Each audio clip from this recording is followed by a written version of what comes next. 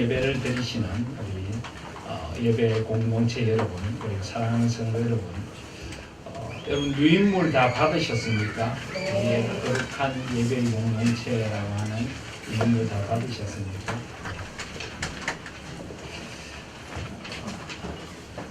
제가 혹시 유인물 안 받으신 분 손들어 표해 주시면 나눠드리겠습니다.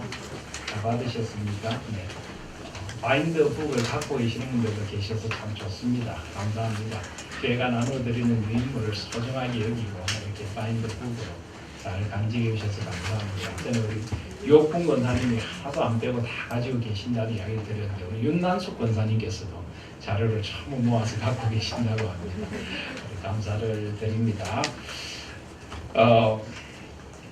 제가 지난 1월 첫 주일에는 재직 헌신 예배를 드렸고 1월 둘째 주일, 셋째 주일, 넷째 주일 3주에 걸쳐서 경건의 시간, 말씀 묵상, 큐티에 대한 강의와 실제 어떻게 할 것인지 큐티 체조라든지 다양한 말씀을 드리고 큐티에 대한 헌신의 결단도 했습니다. 이제 한번 물어보고 싶습니다. 큐티 하십니까? 경건의 시간 가지고 계십니까? 우리 매일 성경 책자를 통해서 하시든 새벽 기도를 들으시며 묵상하시든 또 어떤 일정한 본문을 정해서 조용한 시간, 콰이어트 타임에 조용한 장소를 택해서 하나님 앞에 매일매일 말씀 묵상의 시간으로 나아가고 계십니까? 말씀을 꼭 연구하듯이 하는 것이 아니라 그 말씀을 오늘 나에게 주시는 살아계신 말씀으로 그대로 스펀지가 물을 빨아들이듯이 흡수하고 왜 하나님이 나에게 이런 말씀을 하실까? 위로 하나님이 어떤 분이신가? 또 아래로 그 본문 속에서 사람들, 어떤 사람들, 그 하나님에 대한 반응들, 하나님의 뜻에 순종한 사람들, 불순종한 사람들, 그 사람들의 모습 속에서 하나님의 말씀의 임재를 느끼고 옆으로 나의 삶에 또 우리의 공동체의 그 말씀들을 적용하면서 말씀에 대하여 물어도 보시고 느껴도 보시고 삶에 옮겨도 보시고 그렇게 하고 계십니까? 하실 수 있기를 바랍니다. 하실 수 있기를 바랍니다. 그게 우리 영혼이 사는 길이고 우리가 그리스도를 닮아가는 길이고 우리가 정말 이 살같이 지나가는 세월 속에 마음을 놓지 않고 하나님 앞에 살아가는 비결인 것입니다. 우리는 조금 더 규모 있게 살 필요가 있습니다. 오늘 낮에도 말씀드렸지만 하나님은 질서의 하나님이고 규모 있는 하나님이십니다. 하나님은 적극적이시지 않습니다. 하나님은 기분 내키는 대로 하시는 분이 아닙니다. 정해진 말씀으로 우리를 향한 정해진 계획과 뜻을 갖고 있습니다. 그래서 우리도 그렇게 하나님의 뜻을 물어야 하고 정기적으로 묵상하고 무릎을 꿇고 시간의 우선순위를 하나님께 두고 하나님과 교제하고 하나님의 말씀을 들어야 합니다. 그래야 하나님의 뜻과 목적을 이루는 사람이 될 줄 믿습니다. 그래야 후회 없는 인생을 삽니다. 목사로서 마지막 임종을 지켜보면서 후회하는 분들을 참 많이 만납니다. 여러분 자주 말씀드렸지만 하나님 앞에 갈 때 이런 후회하는 사람 저는 못 만나봤습니다. 한 푼이라도 더 모으고 죽을까 이런 후회하는 사람 별로 못 봤습니다. 좀 더 즐기지 못해서 한스럽습니다. 이런 사람 못 봤습니다. 좀 더 하나님께 가까이 하지 못했고 하나님 앞에 예배드리는 시간을 정말 소중히 생각하지 못했고 이 말씀을 좀 더 가까이 하지 못했고 마땅히 사랑해야 할 가족들과 사랑하는 이들을 좀 더 사랑으로 품지 못했고 그게 너무나 후회스럽습니다. 이런 이야기들을 참 많이 듣습니다. 얼마 전에 병원에 갔다가 어느 그 노 작곡가 그 글을 읽은 적이 있는데 그분이 그런 이야기를 하시더라고요. 연세가 90이 되셨는데 아주 신실한 신앙인 작곡가신데 초등학교 때 잠깐 교회에서 무슨 발표를 하는데 크리스마스 성탄절 발표를 하는데 갔다가 잠이 들어버렸대요. 자기 순서를 놓쳐버렸대요. 굉장히 당황스러웠는데 나이가 90이 되어서 생각하니까 초등학교 4학년 때 잠깐 잠들었다가 깨서 꿈꾸는 듯이 깨보니 90이더라. 그러면서 하나님 앞에 갈 때도 깜빡 잠들어서 순서를 놓칠까 두렵습니다. 이런 이야기를 하시더라고요. 여러분 하나님 앞에서 늘 깨어서 말씀 앞에 살아가시기를 바랍니다. 말씀의 맛이 어떤 맛일까요? 제가 어제 성경 통독하면서도 그런 질문을 드렸는데 여러분 말씀의 맛이 어떤 맛입니까? 말씀마다 안 보셨습니까? 말씀의 맛은 달고 오묘한 맛입니다. 맞습니까? 달고 오묘한 그 말씀, 생명의 말씀은 가사는 알겠는데 곡이 조금 낯서시죠? 네. 달고 오묘한 말씀, 달고 오묘한 말씀. 그런데 이 말씀이 달고 오묘한지를 잘 몰라요. 왜 그럴까요? 우리 영혼이 병들면 그렇습니다. 우리 영혼이 병들면. 우리가 몸이 아프면 입맛이 없어지죠. 입맛이 떨어집니다. 맛있는 걸 먹어도 맛있는 거라고 느끼지 못합니다. 우리 영혼이 병이 드니까 말씀이 맛이 없는 겁니다. 말씀의 맛을 모르는 거예요. 영혼이 병이 드니까 말씀만 보면은 잠이 옵니다. 제가 최근에 어떤 책을 읽었는데 거기 보니까 우리가 말씀을 보면 졸리는 것이 아니라 우리가 성경을 졸리게 한다. 이렇게 어느 분이 써보셨더라고요. 성경이 우리 보고 그냥 조신다고 그래요. 성경은 살아있는 하나님의 말씀인데 우리가 말씀을 대하는 태도를 보면서 아유 차라리 자는 게 좋겠다. 성경이 졸린다. 이렇게 써놓으셨더라고요. 우리가 말씀에 대한 열망이 없습니다. 기대가 없습니다. 여러분 그냥 책도요. 저는 책이 조금 많은 편인데요. 저는 책을 읽을 때 그냥 책을 본다라고 생각하지 않습니다. 이 책을 쓴 저자와 사상적인 대화를 나눈다고 생각합니다. 저자가 무엇 때문에 이 책을 썼고 이 책을 통해서 나에게 무엇을 가르쳐 주는가. 여러분 책을 한 권 낸다는 것은 그 많은 공부를 한 그 사람이 자기 모든 것을 집약을 해서 한 권의 책에 자기 모든 사상과 가치관과 삶의 생각하는 방향들을 다 쏟아부은 것입니다. 그걸 가지고 말을 건네오는 겁니다. 우리 인생에 도전을 주는 것입니다. 특별히 신앙서적은 하나님을 깊이 만난 사람들이 내가 만난 하나님을 나에게 들려주길 원하고 이 하나님을 더 깊이 만나는 길을 일깨워주길 원하고 함께 대화를 나누는 것입니다. 성경은 살아계신 하나님의 말씀입니다. 살아있는 말씀, 살아있는 말씀. 그래서 성경을 읽을 때에도 살아있는 하나님을 만나듯이 만나요. 어떤 분은 성경을 읽을 때 그렇게 읽는 분이 계시더라고요.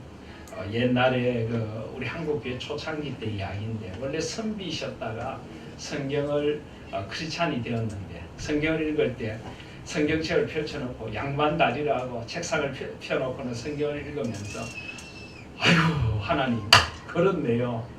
아유 이런 뜻이셨군요. 하나님 알겠습니다.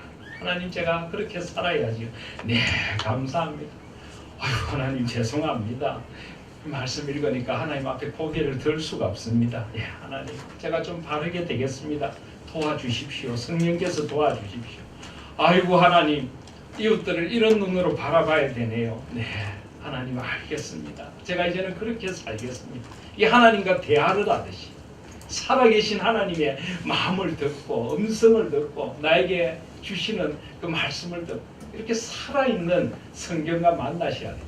그럴 때 달고 오묘한 맛이 나는 것입니다. 아니고 내 영혼이 죄로 찌들어 있고 성경에 대한 흥미도 없고 기대도 없고 관심도 없고 그러면 이 말씀이 나에게 열리질 않습니다. 여러분 이 말씀이 저와 여러분에게 열려지는 역사가 있기를 소원합니다. 오늘 그래서 예배 공동체 이 헌신 예배를 드리면서 오늘 우리에게 주신 이 출애굽기 40장 말씀도 한번 보시겠습니다. 출애굽기 40장 17절부터 38절까지 말씀인데요. 이 말씀이 무엇에 관한 말씀입니까? 17절을 다 같이 한번 읽겠습니다. 시작.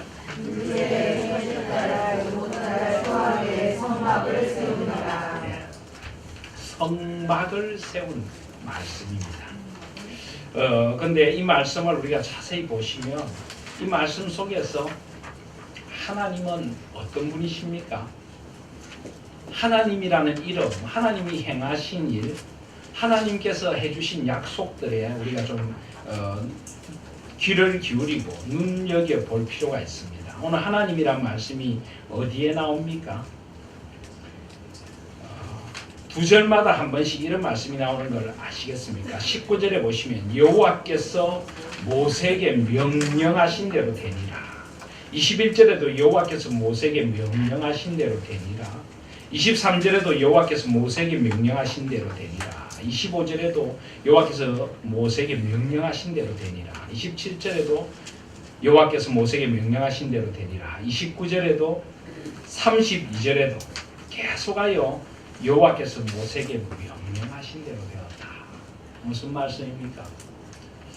하나님께서 성막을 지으라고 하셨고 이 성막을 세우라고 하신 그대로 일이 이루어졌다는 것입니다. 그래서 오늘 하나님은 어떤 분이십니까?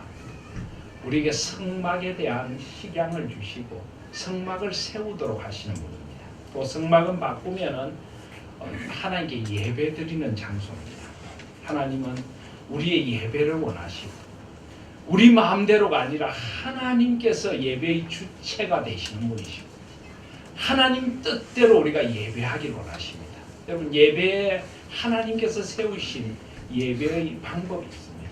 바로 그 예배의 방법을 우리 하나님께 예배 순서에도 그것을 따라서 우리가 하나님 앞에 예배합니다. 우리 주보 예배 순서를 잠깐 보시겠습니까? 지난주에 우리 오후 예배 때 오셨던 정장복 교수님, 우리나라 실천 신학의 아주 그 대가라고 할 수 있는 유명한 교수님이신데 교수님께서 우리에게 예배 순서를 보시더니 제가 좀 떨렸습니다. 이 예배 순서를 보고 참 예배 순서가 좋다고 하시면서 아주 만족해 하시는 그런 좋은 말씀을 들었습니다. 이 예배 순서를 보시면 우리 교회 예배 순서는 철저히 하나님 중심으로 되어 있습니다. 위에 회색 박스에 있는 게 사실은 더 중요한데요. 삼위 하나님께서 우리를 부르시고 우리를 만나 주십니다. 예배는 하나님의 부르심으로부터 시작합니다. 우리가 예배의 자리에 나온 게 아닙니다. 여러분들이 신실해서 예배의 자리를 지키고 계신다. 물론 하나님의 부르심에 신실하게 응답해 주셔서 감사합니다. 안 그런 분들도 계시니까요. 그러나 하나님께서 우리를 부르셔서 예배하게 하십니다. 예수 그리스도를 통하여 우리를 만나 주십니다. 삼위 하나님께서 우리 예배에 찾아오셔서 우리의 찬양을 받아주시고 우리의 기도를 들어주십니다. 우리에게 말씀을 하십니다. 하나님께서 우리를 예배의 자리로 부르시고 우리를 만나 주십니다. 그래서 하나님의 부르심 앞에 우리는 찬양합니다. 하나님의 임재 앞에서 기쁨의 찬양을 합니다. 그리고 하나님의 그 임재 앞에서 삼위 하나님에 대한 나의 신앙을 고백드립니다. 경배의 찬양을 드립니다.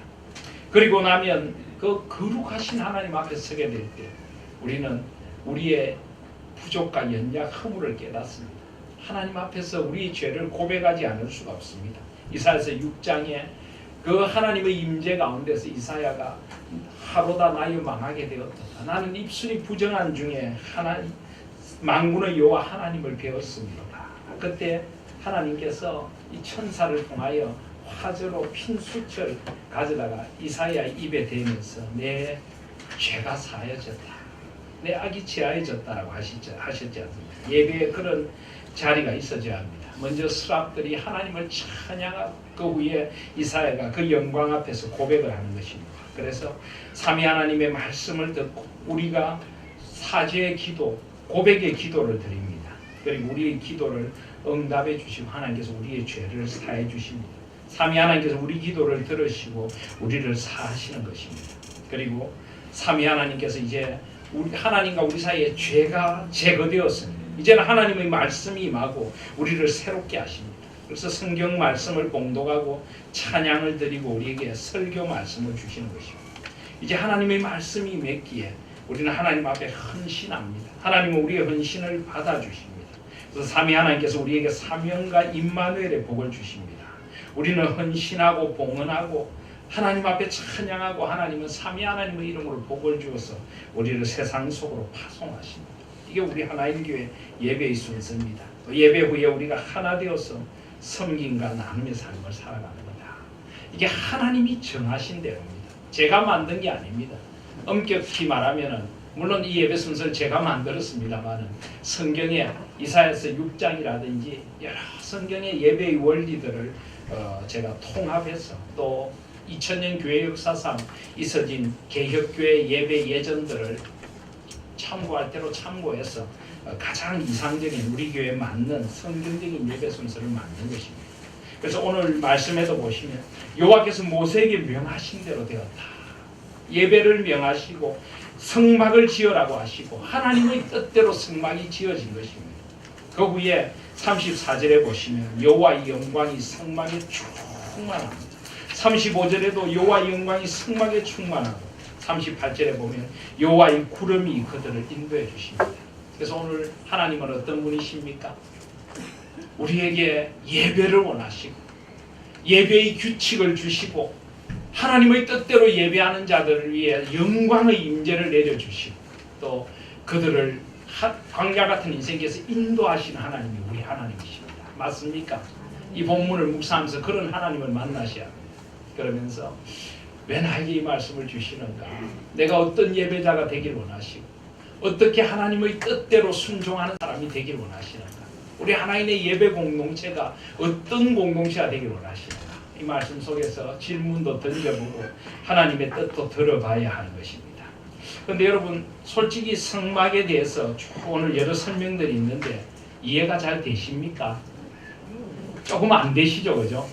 그래서 여러분이 보니까 대부분 지금 졸리시는 것 같습니다. 말씀이 잘 이해가 안 돼서 여러분들에게 오늘 성막 공부를 한번 시켜드리겠습니다. 때로 우리가 성경을 읽다가 잘 이해가 안 될 때 시청각적인 교재도 필요하고 좀 더 자세한 공부가 필요할 때가 있습니다. 자, 그래서 여러분 지금부터 파워포인트 여러분 나누어 드린 유인물 보시면 성막의 평면도와 그림들이 있습니다. 이걸 파워포인트로 한번 보여드리겠습니다. 여러분 나누어드린 유인물을 보시면서 한번 참조해 보시기를 바랍니다. 자, 여러분 모세가 출애굽기를 보시면요, 하나님께서 모세를 통하여 이스라엘 백성들을 출애굽시키십니다. 그리고 이제 시내산까지 인도를 하셔서 그곳에서 이스라엘 백성들을 만나 주십니다. 출애굽기 전반부 14장, 15장 그 미리암의 찬양까지가 출애굽하신 하나님이고 이제 18장까지가 시내산에 이르기까지 예정입니다. 그런 후에 이거 제가 할 수 있습니다. 네. 시내산에 이르기까지 여정인데 그런 후에 이제 출애굽기 19장에 보면 하나님께서 이스라엘 백성들을 만나 주시고 모세를 시내산으로 부르십니다. 그런 후에 모세에게 하나님께서 무엇을 주십니까? 시내산에서 40일 40야를 거기 있으면 하나님께서 무엇을 주십니까? 십계명을 주시죠. 십계명만 주십니까? 율법들을 주십니까? 율법들만 주십니까? 굉장히 중요한 걸 하나 주십니다. 뭘까요? 십계명을 주시고 또 하나 뭘 주십니까? 제가 이거 맞추는 분에게는 선물을 드리겠습니다. 뭘 주십니까? 맞습니다. 성막, 금방 누가 말씀하셨습니까? 성막의 설계도 맞습니다. 자, 선물 드리겠습니다. 이번 명절에 맛있는 거 많이 드시길 바랍니다. 갑자기 멈췄죠? 예.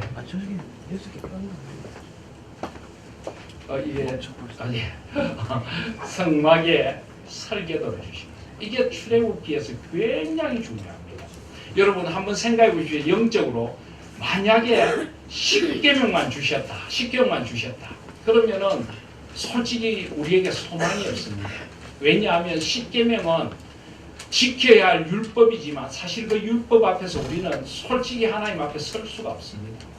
살인하지 말라 하셨고 하나님 여호와 외에 다른 것 사랑하지 말고 우상을 섬기지 말라고 하셨고 안식일을 기억하여 거룩히 지키라 하셨고 부모를 공경하라 하셨고 살인하지 말라 하셨고 간음하지 말라고 하셨고 도둑질하지 말라 하셨고 거짓 증거하지 말라고 하셨고 이 모든 것들 앞에서 여러분 우리가 설 수 있습니까?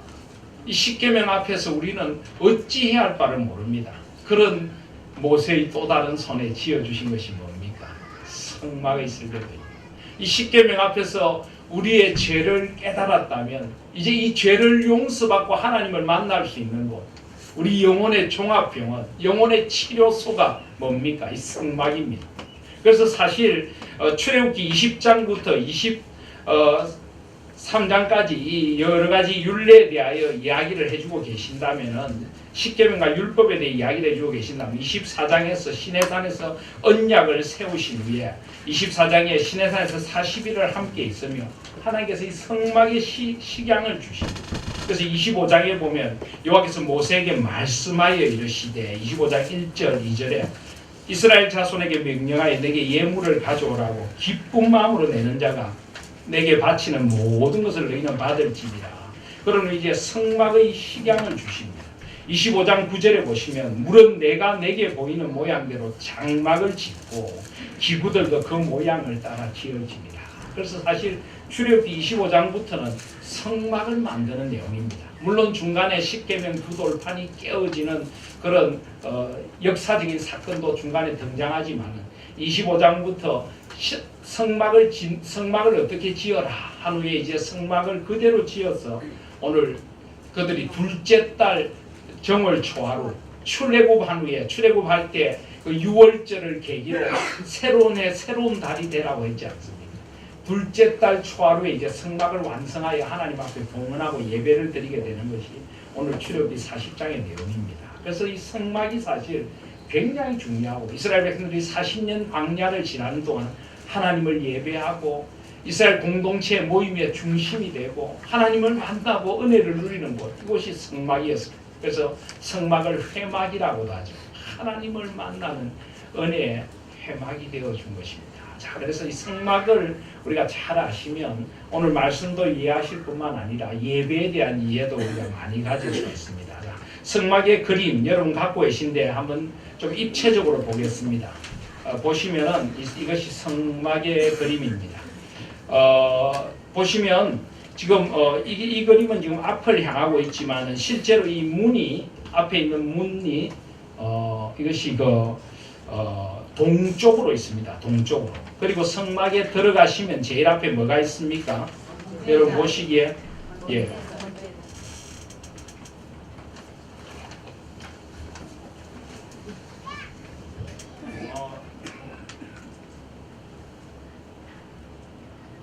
여러분 보시기에 여기에 이게 번제단입니다.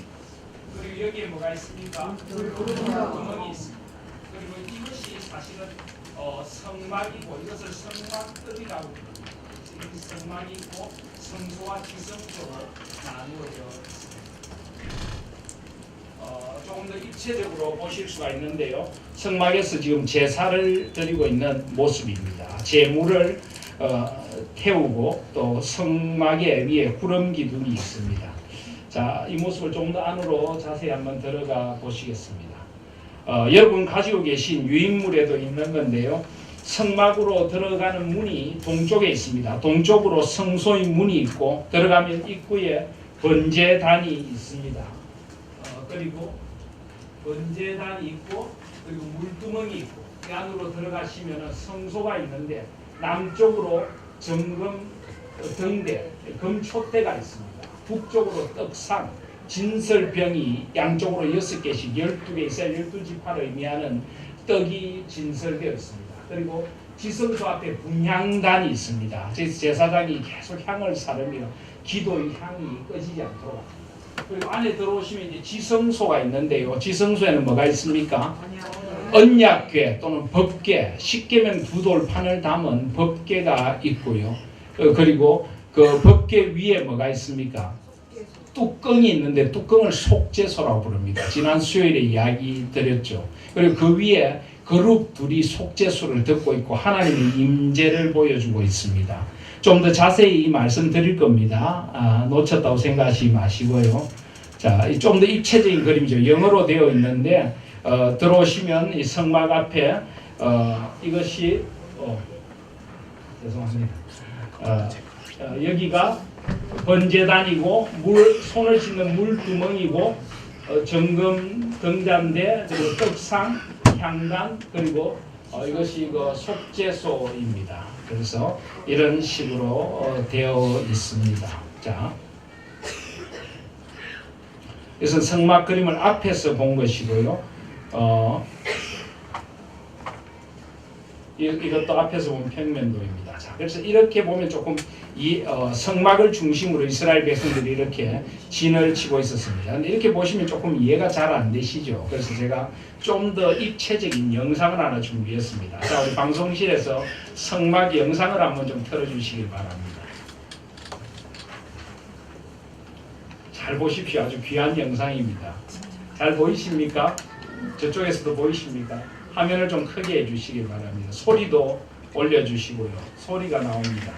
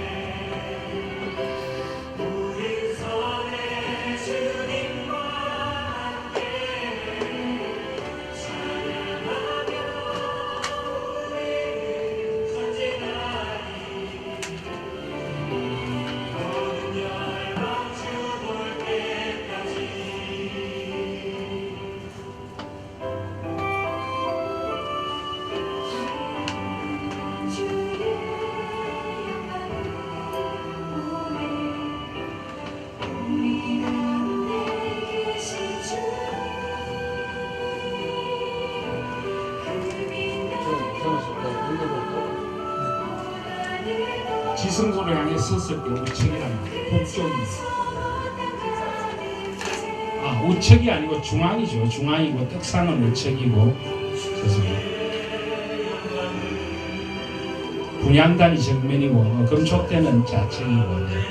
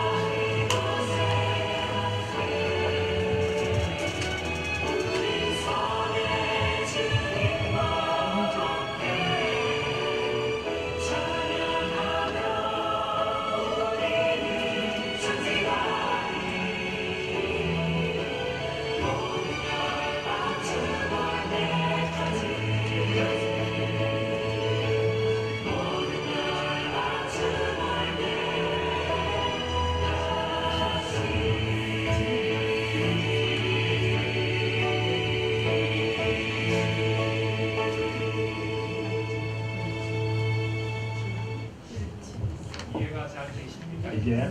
네.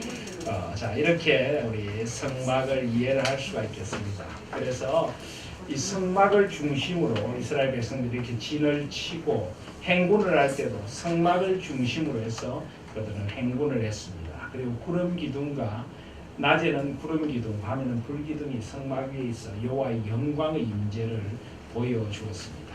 자, 이제 이 성막의 성물들을 하나하나 조금 우리가 한번 살펴보면서 영적인 의미를 살펴보고 말씀을 마무리하도록 하겠습니다.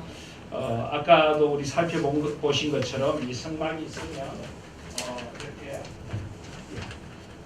이 출입문으로 들어오면 여기에 뭐가 있습니까? 번제단이 있고요.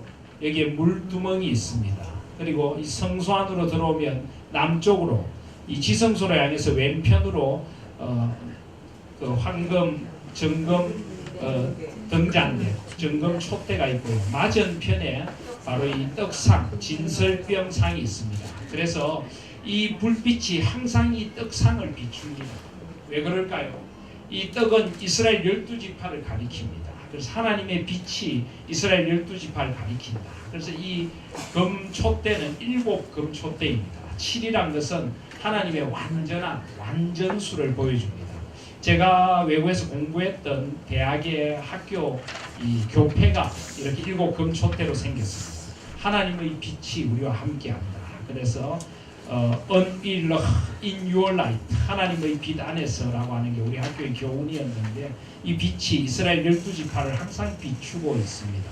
그리고 이 지성소로 들어가는 입구에 분향단이 있어 여기에서 항상 그 제사장들이 향을 피워 하나님 앞에 기도하고 중보의 기도, 그 백성을 위한 중보의 기도를 드렸습니다. 그리고 이 지성소에는 대제사장이 1년에 한 차례 들어가서 이 법궤 위에 속죄소, 이 법궤의 뚜껑이 속죄소인데 여기에 백성들을 위한 대속의 피, 제물의 피를 뿌려서 대속죄일에 속죄를 했습니다. 그리고 이 위에는 이렇게 그룹들이 있어서 하나님의 임재를 나타냅니다. 하나님은 어떤 형상으로도 만들 수 없기 때문에 그룹들, 임재를 천사들, 하나님을 모신 천사를 통하여 하나님의 임재를 보여주는 것입니다. 조금 더 자세히 보시면요, 이제 지성소인데 지성소와 성소를 이렇게 가리는 휘장이 있었고 지성소 안에 이렇게 법궤와 그룹들 그리고 그 사이를 덮고 있는 이 속죄소가 있는 것입니다. 그래서 이 휘장이 예수님께서 십자가에 못 박혀 돌아가실 때 불로 갈라져서 지성소와 성소 사이에 막혀있던 담이 무너졌죠. 하나님과 우리 사이에 담이 무너지게 된 것입니다. 그리고 법궤고요. 특별히 이 법궤의 뚜껑을 속죄소라고 부르는 데는 굉장히 의미가 있습니다. 그래서 속죄소라고 부르는 데는 어떤 의미가 있을까요? 여러분 이 법궤 안에 무엇이 들어있습니까? 십계명 2돌판이 들어있죠. 그죠? 십계명 2돌판, 지난 수요일에도 말씀드렸는데 십계명 2돌판이 어떻게 되어 있습니까? 한 돌판에는 몇 계명에서 몇 계명까지가 써져 있었다고요? 한 돌판에는 1에서 10계명이 써져 있고 또 다른 한 돌판에도 1에서 10계명이 써져 있습니다. 제가 몇 번 이 말씀을 드렸는데요. 우리가 옛날에는 한 돌판에는 1에서 4계명까지 써져 있고 또 다른 돌판에는 5에서 10계명이 써져 있다. 하나님에 대한 의무, 인간에 대한 의무, 옛날에 우리가 이렇게 배우신 분들이 많으실 텐데 요즘 고고학적인 발굴에 하면 그렇지 않다는 것입니다. 둘 다 완전한 10개의 계명이 써져 있는 돌판 2개였습니다. 그래서 언약의 당사자이신 하나님과 우리 사이에 함께 맺은 언약의 돌판이다. 요즘도 우리 뭐 부동산 계약 같은 거 할 때 보면은 똑같은 계약서 2장을 써서 집주인과 임대인과 임차인이 하나씩 가지지 않습니까? 하나님이 언약을 맺으실 때 하나님 편에서 지킬 언약, 우리 편에서 지킬 언약 똑같은 10계명 2돌판 1계명 10계명까지를 써서 함께 주신 것입니다. 그래서 사실 이렇게는 생각해 볼 수 있습니다. 10계명 2돌판의 앞뒷면에 앞면에 1계명에서 4계명, 뒷면에 5계명에서 10계명 이렇게 써져 있을 수는 있어요. 이 10계명 돌판 양면에 글이 써져 있다는 게 어디에 나옵니까? 성경에 나오죠. 그죠? 출애굽기 32장을 한번 보십시오. 출애굽기 32장 15절에 보시면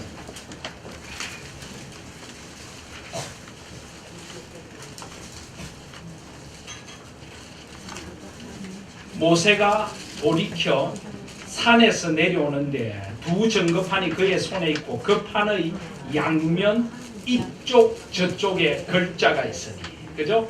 그 판은 하나님이 만드신 것이요 글자는 하나님이 쓰셔서 판에 새기신 것이라.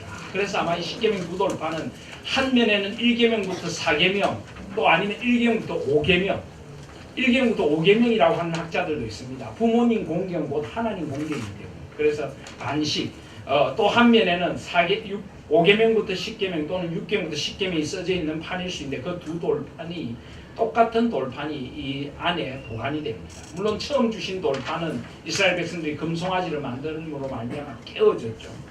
깨어진 인간의 실존. 그런데 하나님은 다시 또 하나님의 하나님이죠. 다시 또 두 돌판을 주셔서 이 법궤 안에 넣도록 하십니다. 또 다른 뭐가 있었을까요? 법궤 안에 아론의 쌍난 지팡이와 만나를 담은 금 항아리가 이 안에 있었던 것 같습니다. 그런데 이건 사실은 그 안에 있었는지 그 앞에 있었는지 우리가 성경에 조금 증거가 다릅니다. 민수기 17장 4절을 보시면 아론의 쌍난 지팡이를 해막 안에서 내가 너희와 만나는 곳인 증거궤 앞에 두라. 증거궤 안이 아니라 증거궤 앞에 두라. 그래서 7절에 보면 모세가 그 지팡이들을 증거의 장막 안 여호와 앞에 두었더라. 이 여호와 앞이라고 하는 것은 법궤 속죄소 앞에 두었다 하는 것입니다. 넣지 않았던 것 같습니다. 그런데 나중에 시대가 지나면서 이것을 넣었던 것 같이도 보여집니다. 왜냐하면 히브리서 9장 4절을 보시면 히브리서 9장 4절에 금향로와 사면을 금으로 산 언약궤가 있고 그 안에 만나를 담은 금 항아리와 아론의 쌍난 지팡이와 언약의 돌판들이 있었다. 그 안에 언약궤 안에 만나를 담은 금 항아리, 아론의 쌍난 지팡이, 언약의 돌판들이 있었다. 그래서 시대가 흐르면서 이 안에 들어갔을 수 있습니다. 어쨌든 여기에는 하나님의 언약의 돌판이 있었다는 것입니다. 자, 그런데 이 언약의 돌판들은 우리에게 무엇을 일깨워 줍니까? 아까도 말씀드렸지만 이 십계명 두 돌판은 우리의 죄를 지적해 주는 것입니다. 율법은 우리의 죄를 깨닫게 해주시는 것입니다. 이 죄를 가지고 우리가 하나님을 만날 수가 없습니다. 그래서 이 죄에 대한 하나님의 심판과 진노를 내리누르고 있는 게 뭡니까? 그게 바로 이 언약궤, 법궤의 뚜껑입니다. 그래서 이 법궤의 뚜껑을 속죄소라고 부르는 거예요. 법궤의 뚜껑이 언약의 심판과 진노를 내리누르면서 그 위에 하나님의 임재가 있습니다. 그래서 이 하나님의 임재와 이 인간의 연약한 실존이 만나는 장소가 되어주는 곳이 어디입니까? 그곳이 바로 법궤의 뚜껑이고 속죄소인 것입니다. 그래서 신약에 보면 로마서나 요한일서 같은데 예수님이 우리의 화목 제물이 되셨다는 말이 나오는데 이 화목 제물은 번역이 잘못된 겁니다. 정확히 번역하면 예수님께서 우리의 속죄소가 되셨다. 바로 예수님께서 법궤의 뚜껑이 되신 것입니다. 인간의 죄와 하나님의 임재가 만나는 그 중보자, 오직 한 분 중보자이신 이 법궤의 뚜껑 속죄소가 되셨습니다. 그래서 이스라엘 백성들이 이 하나님 앞에 대속죄일에 제물을 드리고 나면 제사장이 들어와서 이 법궤의 뚜껑에 피를 뿌립니다. 이 피를 통하여서 예수 그리스도 십자가의 보혈이 쏟아진 것입니다. 그 피를 통하여서 이 속죄소에서 이 법궤의 뚜껑에서 하나님과 인간이 만나게 되는 것입니다. 그래서 이 속죄소를 다른 말로 뭐라고 합니까? 시온소다. 은혜가 베풀어지는 장소다. 그렇게 부르는 것입니다. 아시겠습니까? 네. 그래서 법궤의 뚜껑인 속죄소가 굉장히 중요하다. 그리고 서랍들, 이 그룹들, 여기는 그룹들이죠. 그룹들이 하나님의 임재를 보여주고 있습니다. 자, 그리고 이 성소 안으로 들어가시면 1번, 2번, 3번이 있는데 이 1번이 그러니까 지금 남쪽입니다. 1번이 뭡니까? 예, 1번이 바로 정금 등대입니다. 아까 보셨죠, 그죠? 7 금촉대. 하나님은 빛이십니다. 빛이신 하나님 성소 안에 진설병과 마주보고 있으면 이스라엘 백성을 비추는 빛이 되어 주십니다. 그리고 떡상이 있습니다. 양쪽으로 6개씩 12개의 떡, 이스라엘 12지파를 의미하기도 하고 하나님께서 그들을 먹이시는 일용할 양식을 주시는 하나님이시다. 생명의 떡이 되신다. 예수께서 생명의 떡이 되신다는 것을 보여줍니다. 그리고 이 떡상을 이 황금 등잔대가 늘 비추고 있으면서 하나님께서 이스라엘 12지파의 빛이 되어 주신다는 것을 의미하기도 합니다. 그리고 지성소로 들어가는데 분향단이 있습니다. 여기서 이스라엘 백성들을 위하여 제사장들이 기도하고 중보의 기도의 향이 늘 살라져서 하나님 앞에 올려지는 곳입니다. 그리고 이제 성막들로 나오면은 바로 이 번제단이 있습니다. 여기에 끊임없이, 그래서 사실 여러분 이 성막들에는 늘 피가 흐르고 늘 이 동물이 타는 냄새가 났을 것입니다. 사실 어떤 면에서는 좀 두려운 곳이기도 합니다. 늘 아침 저녁으로 상번제라는 걸 드리고 또 이스라엘 백성들이 수시로 속죄제, 속건제, 여러 번제들을 드렸습니다. 그래서 계속 이 번제단에서 동물이 이 동물을 성막들에서 각을 떠서 잡아서 안수하고 각을 떠서 잡아서 이 피가 흐르고 여기에 바쳐집니다. 끊임없는 예배, 끊임없는 속죄, 끊임없이 하나님과 인간과의 관계 만남이 이루어지는 것이 성막들이었습니다. 그리고 물두멍이 있는데요. 여러분 한번 생각을 해보십시오. 제사장들이 제물을 잡고 난 뒤에 이 물두멍이 와서 손을 씻습니다. 이건 그 어느 책에 있는 게 아니라 저희 상상입니다. 제가 그런 상상을 한번 해봤습니다. 어느 제사장이 물두멍에 손을 씻으려고 탁 갑니다. 근데 갔는데 물두멍을 딱 내려다 보니까 자기 얼굴이 보이고 등 뒤로는 뭐가 보이겠습니까? 파란 하늘이 보입니다. 하늘과 자기의 얼굴이 같이 탁 비칩니다. 그 하늘 앞에 서 있는 자기, 그리고는 이 피로 물든 손을 물두멍에 쫙 넣습니다. 그럼 그 얼굴에다 피가 쫙 번져나겠죠. 나의 이 제된 모습이 피로 번져나며 씻어지는 모습, 드라마틱하지 않습니까? 제가 상상하는데 제가 생각해도 참 이거 상당히 아주 그럴싸한 것 같습니다. 어떻게 보면 굉장히 좀 소름이 돋을 정도로 실질적입니다. 하늘과 나와 피가 만나는 거지, 물두멍입니다. 그래서 우리 모든 죄를 번제에 태우고 또 우리를 정결케 하여서 성소에 들어가도록 만들어주는 것이 바로 이 물두멍인 것입니다. 그래서 보시면 이제 이 지성소와 성소 이것을 좀 더 입체적으로 이렇게 표현할 수도 있습니다. 그래서 여러분 나눠드린 유인물에 보시면 이거 그림을 조금씩 그림들이 다릅니다. 왜냐하면 사진처럼 남아있는 것이 아니기 때문에. 그래서 성막의 평면도를 제가 나눠드렸고요. 동쪽으로 들어와서 번제단과 청동 물두멍이 있고 점검등대, 진설병상, 분향단, 언약궤, 지성소, 성소와 지성소, 그 다음에 밑에 보시면 언약궤, 물두멍, 번제단, 점검등대, 진설병상, 분향단 이런 식으로 여러 기물들이 있습니다. 자, 이 뒷페이지를 넘기시면 영혼의 종합병원이라고 했는데요. 여러분 병원에서 하는 일이 무엇입니까? 예? 병원에서는 세 가지를 합니다. 예방을 하고요, 진단을 하고 치료를 합니다. 요즘 물론 장례식장도 있습니다만 예, 그래서 예방을 하고 진단하고 치료를 합니다. 어떤 면에서는 이 성막이 그런 종합병원이라고 할 수 있습니다. 이 성막이 이스라엘 백성들 사이에 있으면서 하나의 시청과 교제가 되는 것입니다. 하나님 앞에 거룩하게 사는 삶을 살도록 이스라엘 백성들을 일깨워주고 자녀들을 이 성막을 통하여 실질적인 교육을 시켜줍니다. 예방을 시켜줍니다. 하나님 앞에 살아가도록 죄를 짓지 않도록 예방을 시켜줍니다. 그리고 하나님 앞에서 내가 얼마나 잘못되었는지 나를 진단해 주는 것입니다. 하나님 앞에서 나의 비뚤어진 모습들, 그것을 이 성막이 이스라엘 백성들 한가운데 있으면서 진단해 줍니다. 나를 돌아보게 해줍니다. 그리고 하나님 앞에 상처나고 병들고 썩은 내 자신을 바라보면서 하나님 앞에 나가 치료받고 수술받고 상처난 곳을 치료받고 썩은 부분을 도려내고 하나님 앞에 치료받는 것이 바로 이 성막인 것입니다. 그래서 이 성막의 영성, 또 성막 자체가 하나의 예배인 것입니다. 그래서 제가 이런 성막의 영성을 제 나름대로 한번 좀 정리를 해나갔습니다. 자, 먼저 우리가 이 동쪽으로 성막문을 향해서 들어가게 되죠. 이 성막문을 향해서 들어가게 됩니다. 그래서 들어가면서 이 성막문을 향해서 들어가면서 무슨 생각을 할까요? 오직 성막은 문으로 들어가야 됩니다. 예수님께서 요한복음 10장에 보시면은 양의 문이 되신다.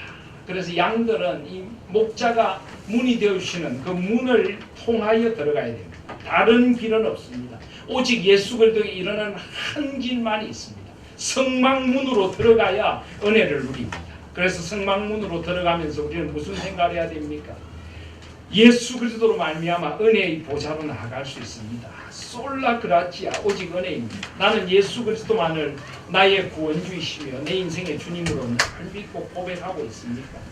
삼위 하나님을 만나는 성막문으로 들어설 수 있으니 오직 그리스도의 은혜임을 고백하고 계십니까? 이 성막문으로 들어가야 하고 예배자로 서야 합니다. 우린 거룩한 예배의 자리에 나와야 하는 것입니다. 여러분, 예배를 게을리하지 마십시오. 주일, 이번에도 명절 연휴가 지나고 주일인데요. 제가 처음에는 조금 걱정을 했습니다. 이 주일에 좀 자리가 많이 비겠구나. 그러다 아니다. 우리 성도님들은 다 함께 나와서 예배 드릴 것이다. 또 특히 요즘 우리 교회 형편을 보면은 저는 전에는 그런 이야기도 했습니다. 1년에 한두 번쯤 고향교회 가서 고향교회도 좀 돌아보시고 고향교회 힘도 좀 주십시오. 근데 지금은 그럴 형편이 아닙니다. 우리가 힘을 내야 될 것입니다. 우리가 이 고향교회보다 더 못할 수가 있습니다. 그래서 이번에는 고향교회 돌아보시지 말고 다 오셔서 여기서 함께 힘을 내주시기를 바랍니다. 그래서 우리가 하나님 앞에 나와 성막문으로 들어가며 하나님 앞에 함께 은혜를 누려야 합니다. 그리고 이제 성막문을 들었으면 뭐가 있습니까? 번제단이 있습니다. 우리가 교회에 들었으면 하나님의 임재를 느껴야 하고요. 하나님의 임재 앞에서 나의 죄를 깨달아야 됩니다. 나의 부족을 깨달아야 됩니다. 하나님 앞에 회개하고 울어야 됩니다. 교회당에 오면 울어야 됩니다. 주일뿐만이 아니라 주중에도 여러분 시간 되시면요. 교회당 지나가다가 들어와서 기도 한번 해보십시오. 얼마나 은혜로운지 모릅니다. 늘 찬양이 잔잔히 흐르고 있습니다. 교회당에 들어오면 아버지 품에 온 것 같고 눈에 눈물이 흐르고 하나님의 은혜의 보좌 앞에서 회개의 눈물이 흘러나와야 됩니다. 번제단을 만나야 됩니다. 거룩하신 하나님 앞에 내가 죄인이며 허물과 죄로 죽었던 존재임을 내가 인식해야 합니다. 나의 모든 죄가 예수 그리스도의 십자가 보혈 속죄의 피로 용서받았음을 내가 깨달아야 합니다. 감격이 있어야 하고 찬양이 있어야 합니다. 예수 그리스도 안에서 내가 용서받은 죄인, 의롭다함을 받은 죄인이 의인이다. 이런 우리가 확신을 가지고 이 번제단 앞에 서서 우리의 죄를 고백해야 하는 것입니다. 그리고 아까 말씀드린 물두멍 앞으로 나아갑니다.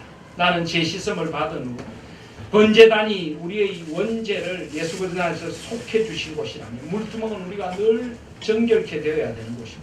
손을 씻어야 되고 제사자들이 몸을 씻어야 하는 것입니다.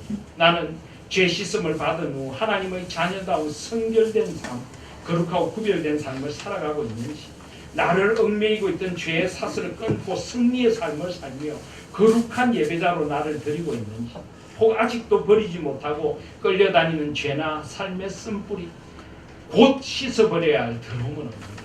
우리가 곧 씻어버려야 합니다. 주님 앞에서 자꾸만 죄가 덕지덕지 않지 않도록 그때그때 물두멍 앞으로 나아가 우리 죄를 씻어야 합니다. 그리고 이제 성소로 들어갑니다. 먼저 남쪽을 향해 정금등대 앞에 섭니다. 나는 성령님의 기름이 나의 삶에 공급되는 기름 부으심이 넘치는 삶을 살아가고 있는가. 이 등대는 늘 기름을 부어서 불이 꺼지지 않도록 했습니다. 나는 하나님의 자녀답게 빛된 삶, 자기 희생의 섬김과 나눔의 헌신된 삶을 살아가고 있는가. 올해 우리 교회 주제 가운데 하나가 희생과 섬김인데, 나는 빛 되어서 나를 태워 세상을 밝히고 있는가. 빛 대신 하나님을 만나야 합니다. 그리고 이제 뒤로 돌아서서 북쪽을 향해 서면 진설병이 있습니다.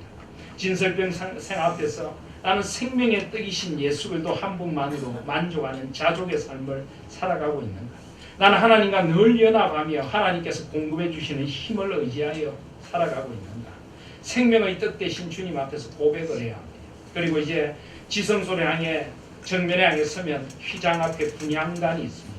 분향단 앞에서 나는 나를 향하신 예수님의 중보 기도를 잊지 않고 그 기도로 인하여 힘과 위로를 얻고 있는가. 나는 항상 기도드리는 삶을 통해 나를 향하신 하나님의 뜻이 무엇인가를 간구하며 살아가고 있는가. 기도의 향이 나에게서 늘 아름답게 올라가고 있는가 하는 것입니다. 그리고 이제 성소와 지성소를 가로막고 있는 휘장을 바라봅니다. 그리고 예수님께서 친히 찢어진 휘장이 되셔서 하나님께로 나아가는 새롭고 산 길이 되어 주셨습니다. 그것을 확신하고 감사드립니다. 예수 그리스도를 통하여 하나님께 나아갈 수 있음을 감사하며 예배자로 기도자로 서 계십니다. 기도와 제자됨으로 예수님을 만나고 따르고 닮아가는 삶을 늘 살아가고 있는지 돌아보시길 바랍니다. 이제 법계 언약궤 앞에 씁니다. 솔라 스크립추라 오직 말씀 앞에 서는 것입니다. 그래서 나는 말씀의 풍성함 속에 늘 거하며 말씀을 순종하고 말씀 속에서 살아가려고 노력하고 있는지, 나는 죽은 나무에도 싹이 나게 하시는 아론의 싹난 지팡이 하나님의 능력을 믿고 의지하며 승리의 삶을 살아가고 있는지, 나는 세상에 속한 욕심들을 버리고 만나와 같이 일용할 양식에 감사하며 자족한 삶을 살고 있는지 우리가 법궤 앞에서 돌아봐야 하는 것입니다. 그리고 법궤의 뚜껑인 속죄소를 바라봅니다. 오직 예수 그리스도 솔루스 크리스토스, 나는 나를 향한 심판이 예수 그리스도에게로 옮겨진 십자가 안의 삶, 곧 피공로로 살아가는 은혜의 삶이 나의 삶임을 항상 고백합니다. 찬양과 소망이 넘치는 삶을 살아가고 있습니다. 나는 주님을 통해 주시는 부활의 생명과 기쁨, 그리고 감사가 넘치는 생명의 삶을 항상 살아가고 있습니다. 속죄소를 바라보며 우리를 돌아봅니다. 그리고 속죄소 위에 그룹들을 바라봅니다. 이 그룹은 하나님의 임재의 상징입니다. 나는 항상 하나님께서 나와 함께 하시는 임재를 느끼며 하나님과 늘 동행하는 삶을 살아가고 있습니다. 나는 신령과 진정의 산 예배를 드리는 예배자이며 우리 하나님 교회는 거룩한 예배 공동체이니까 삶의 모든 자리에서 하나님께 영광을 돌리며 살아가고 있는지 돌아봅니다. 그리고 이제 성막의 모든 곳들을 지나서 다시 성막 밖으로 나왔습니다. 성막 위를 뒤덮은 구름을 바라보며 SDG 솔리데오 글로리아, 나는 하나님께서 구름 기둥과 불 기둥으로 인도하고 계심을 깨닫고 감사와 순종의 삶을 살아가고 있습니다. 오직 나라와 권세와 영광이 아버지께 영원히 있사옵나이다. 아멘. 그 삶의 고백을 깊이 드리며 오직 하나님만을 영화롭게 하며 그분을 영원토록 전구하는 삶을 살아가고 있습니다. 이 성막을 통하여 예배의 영성을 배우고 광야의 영성을 배우고 하나님 앞에 서는 영혼의 종합진료소로서 예방하고 또 검진받고 또 치료받는 곳입니다. 우리 영혼의 종합진료소인 것입니다.